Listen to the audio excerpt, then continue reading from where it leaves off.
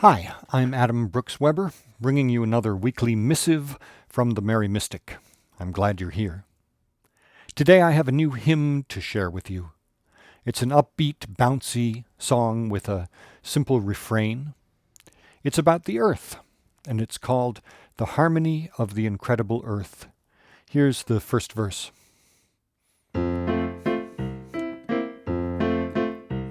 Oh, blessed is earth, the prolific and sweet, providing us plenty of good things to eat.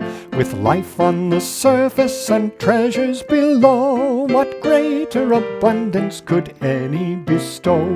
Her fisheries, forests, and fields of grain, her breathable breezes, her drinkable rain, the harmony of the incredible earth, the harmony of the harmony of the incredible earth. Like that. Kind of bouncy.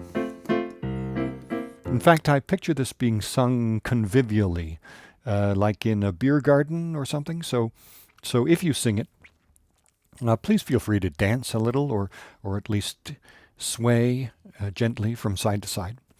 This first verse celebrates the bounty of the earth in terms that speak of the earth's usefulness to us, to humankind. The breathable breezes and the drinkable rains. And that seems like a good place to start in cultivating a spirit of gratitude for the wonderful planet that we inhabit. A good place to start, but not a good place to end up. Because the value of the earth doesn't depend on its usefulness to humankind. One of the Psalms that I love, Psalm 104, talks about the diversity of life on earth, celebrates the diversity. The psalmist speaks of the high mountains for the wild goats, and the innumerable creatures that crawl in the ocean, and the young lions roaring for their prey, and the leviathan that God created to sport in the ocean. And I think it's clear that some, at least, of our faith ancestors understood that the value of the earth does not depend on its usefulness to humankind. It's valuable because God loves it, just the way it is. And that's where I'm heading with the second verse of this hymn.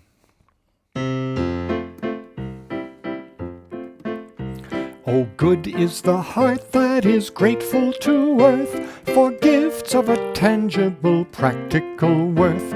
But better the heart with a reverent joy in even the treasures it cannot employ. The scent of the flower, the song of the lark, the weed in the meadow, the wolf in the dark, the harmony of the incredible earth, the harmony of the harmony of the incredible earth. So the earth has great value because God loves it the way it is, whether it's useful to us human beings or not. Now, if the earth has great value, then it follows that we ought to be taking care of it, which is where I go with the third verse. So clever of intellect, nimble of hand, more able than any to alter the land. We're called to be careful, to save and protect, to serve and conserve and to treat with respect, that all generations may hear and may see the song of the whale, the dance of the bee, the harmony of the incredible earth, the harmony of the harmony of the harmony of the incredible earth.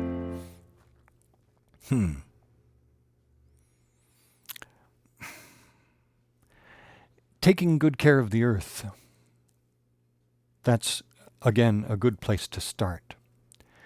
But I want to say a little more than that. You'll notice that I did not use the word steward or stewardship anywhere in this hymn, and that's on purpose. I think the image of stewardship doesn't quite hit the mark for humankind's right relationship to the earth. A steward, after all, that's somebody who is in charge while the master is away.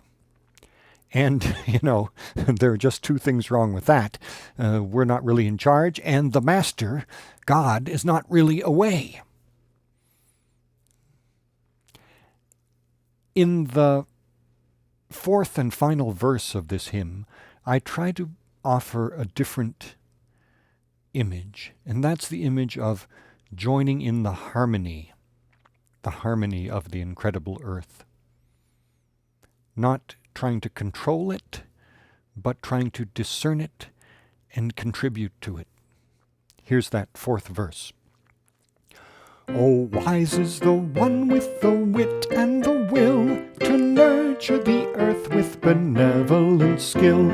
But wiser the one who attends to her song, who joins in her music and follows along, who humbly hears the harmonious call of God the Creator and Singer of all, the harmony of the incredible earth. The harmony of the harmony of the harmony of the incredible earth.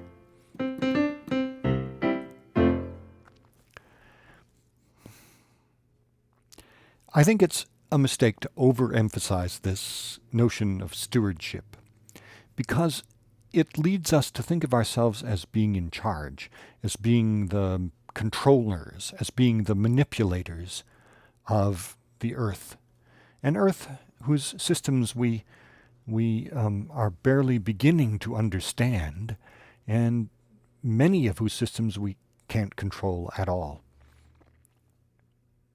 I think it's a better image for us not to think of ourselves as the composers of this great song, not to think of ourselves as the conductors, but to think of humanity as one section in the choir.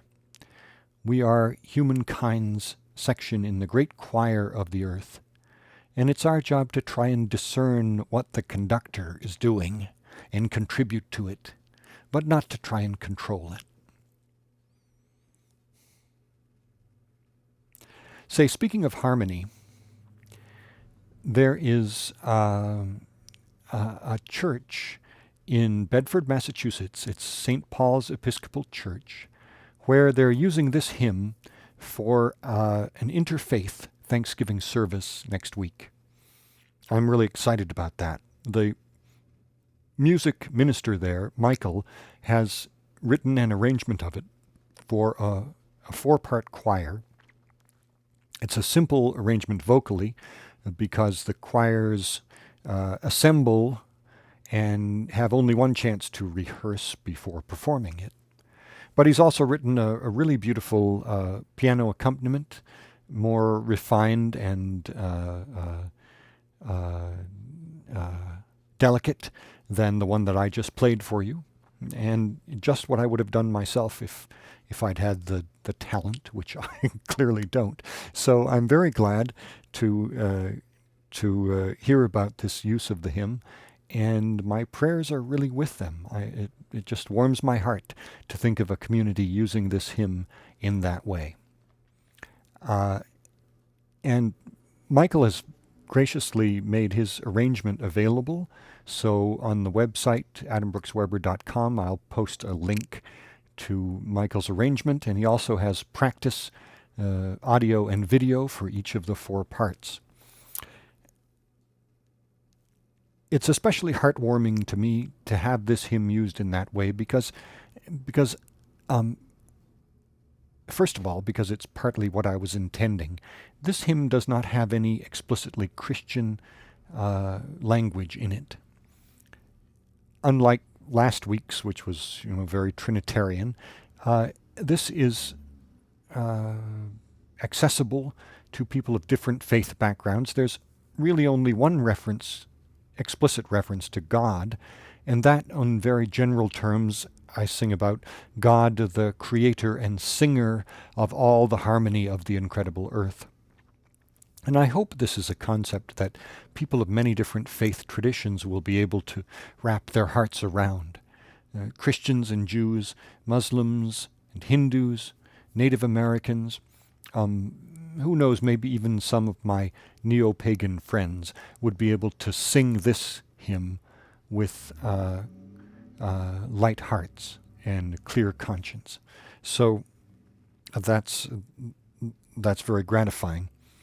But more than that, gratifying because this is a hymn about the harmony of the incredible earth, and heaven knows we could use a little more interfaith harmony in this world. So it's just